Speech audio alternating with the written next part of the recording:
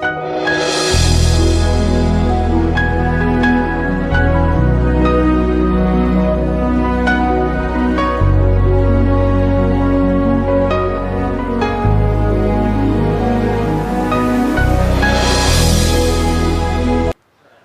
l'avait déjà précédé. Jacques était déjà dans la gloire. Jacques marchait. Jacques contemplait la face du Seigneur. Pendant que les autres, subissaient tout, des épreuves, des difficultés, lui était entré dans le repos éternel. Mes amis, Jacques a fait l'expérience de la vraie délivrance. La délivrance par la mort. Alors que Pierre a été délivré de la mort. Voyez? Et Jacques est entré dans la gloire. Que Dieu soit béni. Oui, la Bible dira plus tard, la mort a été engloutie par celui qui est la résurrection. Alléluia. Pour lui, l'attente était telle qu'il se disait, Seigneur, l'épée va tomber. Mais il était loin de s'imaginer la gloire qui l'attendait de l'autre côté. Mes amis, cette gloire-là n'avait rien à voir avec cette lumière qui a brillé lorsque l'ange est arrivé dans la prison de Pierre.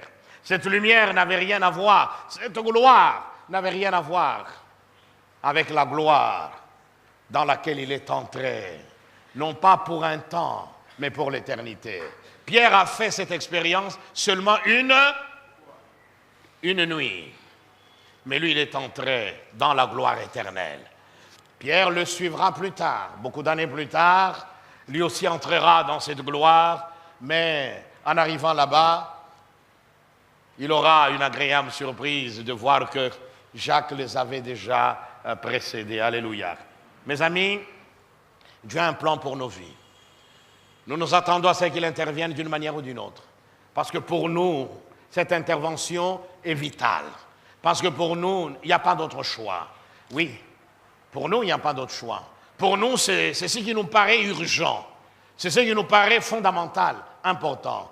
Mais comme nous venons de le voir, le Seigneur, n'a pas toujours le même agenda que nous. Voyez-vous, le Seigneur a des priorités qui sont différentes de nos priorités. Nous pouvons invoquer des raisons valables, mais c'est sa raison à lui qui finit toujours par triompher. Alléluia. Alors, mon frère et ma sœur, prends courage. Tu es dans cette nuit, tu t'attends à ce que l'ange vienne et tu ne comprends pas. Le Seigneur sait ce qu'il fait. Le jour où le moment arrivera, il fera éclater sa gloire.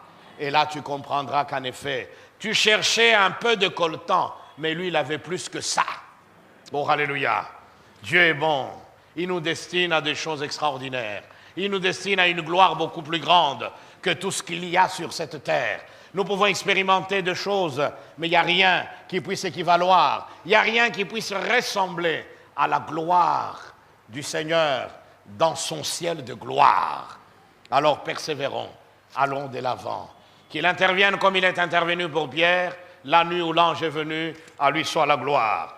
Mais il y aura aussi des nuits où nous ne verrons pas l'ange, la main de Dieu intervenir de manière miraculeuse. Nous allons dépendre des événements qui nous entourent. Voyez? Nous allons dépendre des circonstances qui nous environnent. Ne paniquons pas. Tant que lui est à bord, notre barque ne coulera pas. Elle peut tanguer, voyez-vous, mais elle ne fera jamais naufrage parce que lui est là. Voyez-vous, il ne calme pas la tempête tout de suite. Il sait pourquoi. Voyez? Quelquefois, nous voulons qu'il fasse ceci ou cela dans l'immédiat, etc. Parce que pour nous, demain, ça risque d'être trop tard. Avec lui, ce n'est jamais trop tard, mes amis. Il a la totalité du temps dans sa main. Il a tout dans sa main.